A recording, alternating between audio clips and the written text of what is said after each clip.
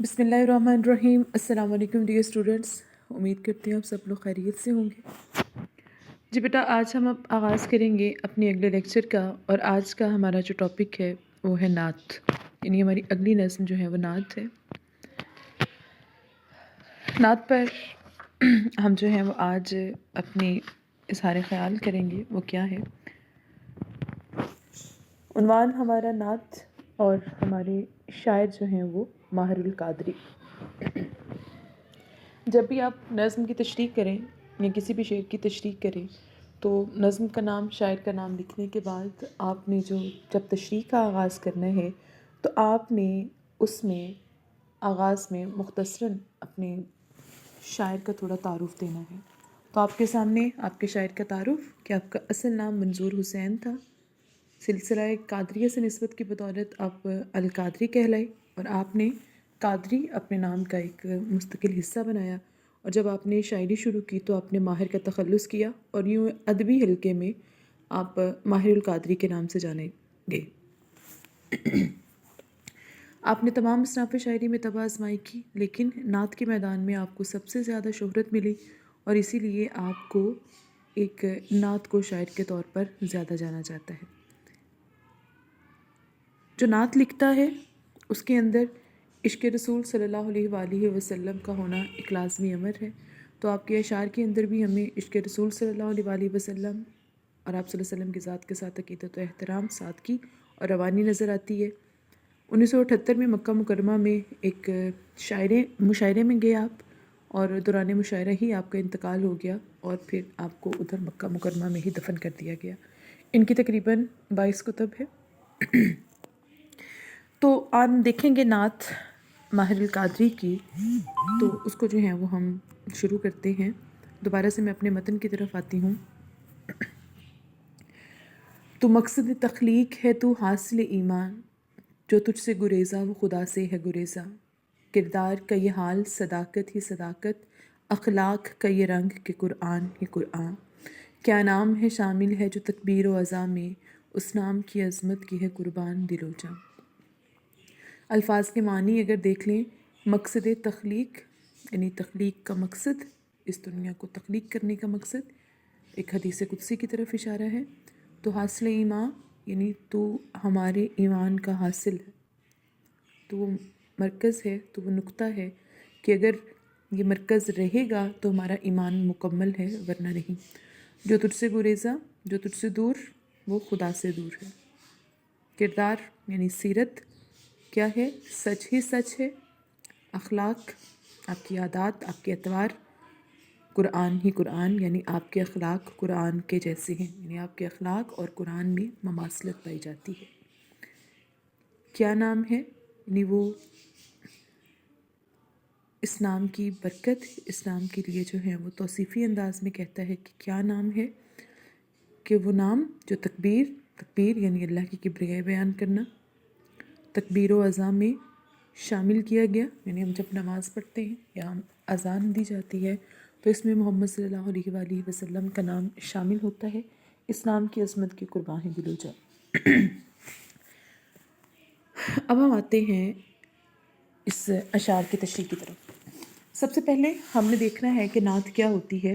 نعت وہ نظم ہوتی ہے جس میں آقا صلی اللہ علیہ وآلہ وسلم کی شان بیان کی جاتی ہے، اور نعت ایک بہت احتیاط کا متقاضی میدان ہے، کیونکہ نعت لکھتے ہوئے ادب اور احترام کے تمام تقاضوں کو ملحوظ خاطر رکھنا نہایت ضروری ہوتا ہے، کیونکہ ہم نبی کریم صلی اللہ علیہ وآلہ وسلم کی ذات بابرکت سے اپنی عقیدت اور احترام کی بدولت ایسی کوئی بات منسوب نہیں کر سکتے جو کہ آپ میں موجود نہیں ہے، لہٰذا نعت لکھتے ہوئے ہمیں بہت زیادہ احتیاط کو جو ہے وہ مد نظر رکھنا ہوتا ہے۔ اب ہم آتے ہیں اپنے اشعار کی طرف۔ شعر ہم نے پڑھا کہ تو مقصد تخلیق ہے تو حاصل ایمان، جو تجھ سے گریزاں ہے خدا سے گریزاں۔ شعر کا سادہ سا مطلب کہ محمد صلی اللہ علیہ وآلہ وسلم کی خاطر اس دنیا کو تخلیق کیا گیا، آپ ہمارے ایمان کا حاصل ہیں، اور جو آپ صلی اللہ علیہ وآلہ وسلم سے دور ہوا وہ خدا تعالیٰ سے بھی دور ہو گیا۔ ایک حدیث قدسی میں آتا ہے کہ محمد صلی اللہ علیہ وآلہ وسلم، اگر آپ کو پیدا کرنا مقصود نہ ہوتا تو میں یہ دنیا ہی تخلیق نہ کرتا. یعنی اللہ پاک فرماتے ہیں کہ اے محمد صلی اللہ علیہ وسلم، اگر میں نے آپ کو پیدا نہ کرنا ہوتا تو میں اپنی ربوبیت کو، یعنی میں اس دنیا کو تخلیق نہ کرتا.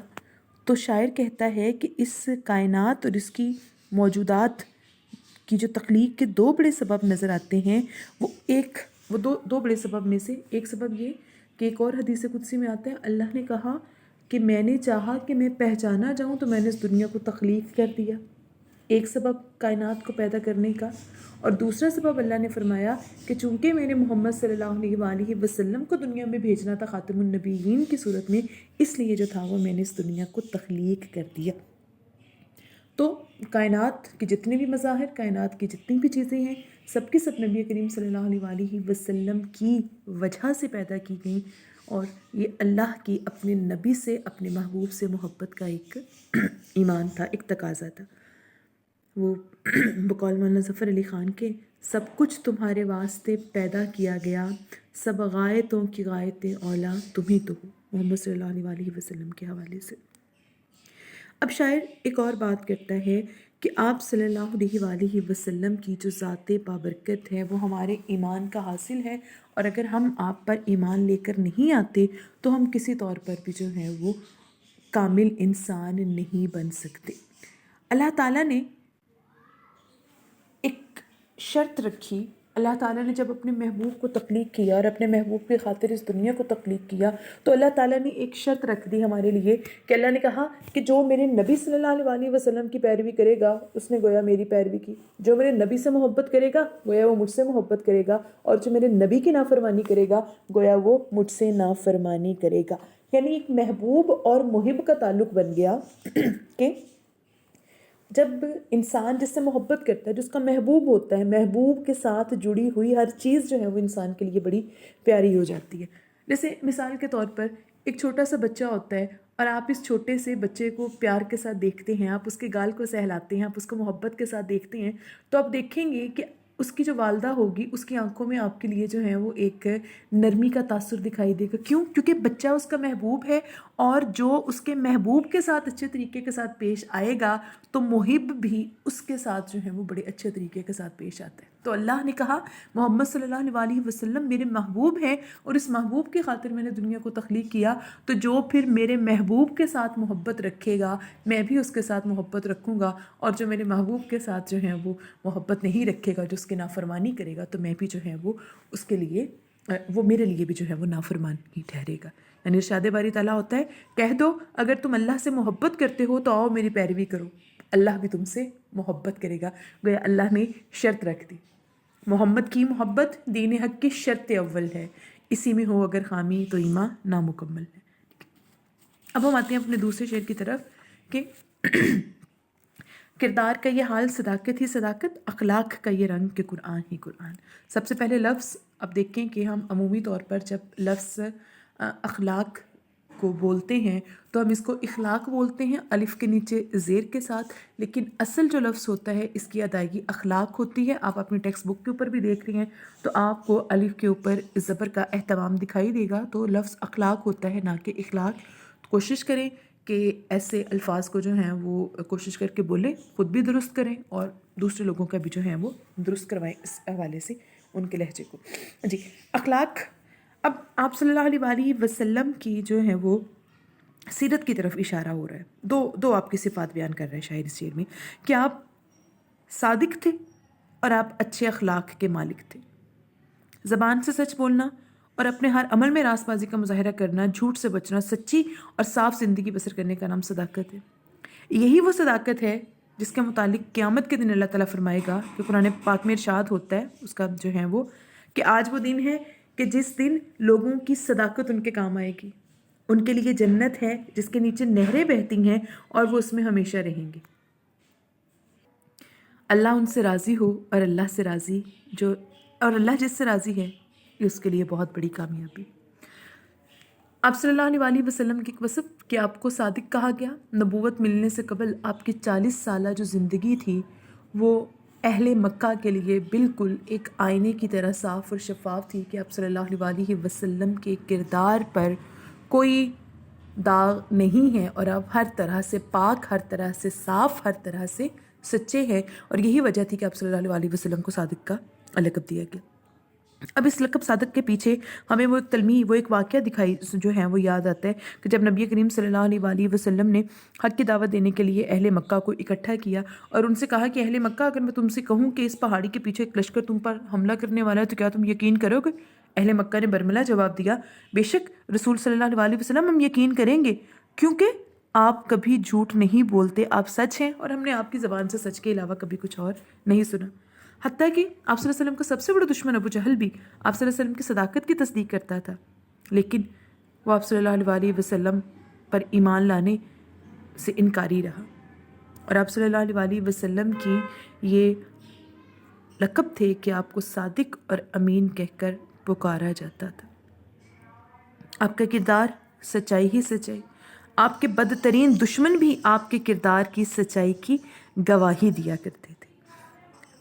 قرآن پاک میں ارشاد ہوتا ہے کہ اللہ تعالیٰ نے فرمایا سورہ قلم کے اندر کہ بے شک آپ صلی اللہ علیہ وسلم کا جو اخلاق ہے وہ عظیم ہے، اور یہ بھی فرمایا گیا حدیث میں، آپ صلی اللہ علیہ وسلم فرماتے ہیں حدیث میں کہ بے شک مجھے اخلاق کی تکمیل کے لیے جو ہے وہ دنیا میں بھیجا گیا۔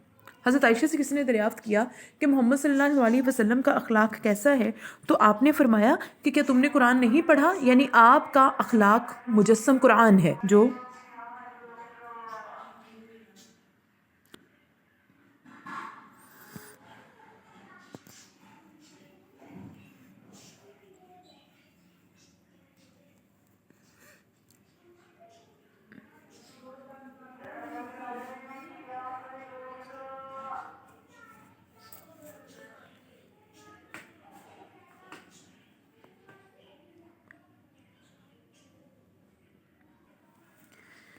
جی تیسرے شعر کی طرف ہم آتے ہیں۔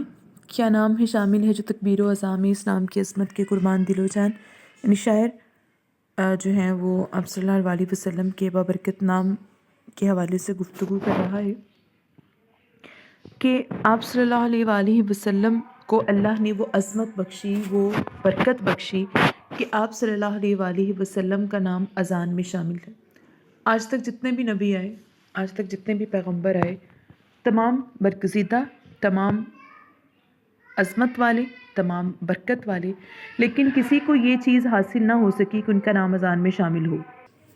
سورہ علم نشرح میں ذکر ہوتا ہے کہ وَرَفَعْنَا لَكَ ذِكْرَكَ، اور محمد صلی اللہ علیہ وآلہ وسلم ہم نے آپ کے ذکر کو بلند کیا، اور واقعی اللہ نے اپنے محبوب کے ساتھ اپنی محبت کا اظہار کیا کہ آپ صلی اللہ علیہ وآلہ وسلم کے نام کو جب جب اللہ کا نام لیا جاتا ہے، جب جب جو ہے وہ اذان پکاری جاتی ہے، جب جب نماز ادا کی جاتی ہے، تب تب نبی کریم صلی اللہ علیہ وآلہ وسلم کا نام اللہ کے نام کے ساتھ جو ہے وہ جڑا ہوا آتا ہے۔ تو یہی محبت، یہی جو تھی وہ ایک اللہ کی اپنے نبی پاک صلی اللہ علیہ وآلہ وسلم کے لیے بے پایا محبت کا اظہار ہے، اور شاعر اسی کا جو ہے وہ بڑی عقیدت اور احترام کے ساتھ جو ہے وہ اظہار کر رہا ہے۔ بقول شاعر کے رسول مجتبیٰ کہیے، محمد مصطفیٰ کہیے، خدا کے بعد بس وہ ہیں، پھر اس کے بعد کیا کہیے، جب ان کا ذکر ہو دنیا سراپا گوش ہو جائے، جب ان کا نام آئے مرحبا صلی اللہ کہیے۔ کہ محمد صلی اللہ علیہ وآلہ وسلم کا نام برکت والا، وہ عظمت والا کہ ہم مسلمان، ہم پر ہماری جان، ہمارا مال، ہماری جو ہے وہ ہر چیز نبی کریم صلی اللہ علیہ وآلہ وسلم کے نام پر قربان جو ہیں وہ ہو جائے۔ تو یہ 3 اشعار بیٹا آج ہم کریں گے، اگلے 3 اشعار جو ہیں وہ آپ کو صبح کرواؤں گی۔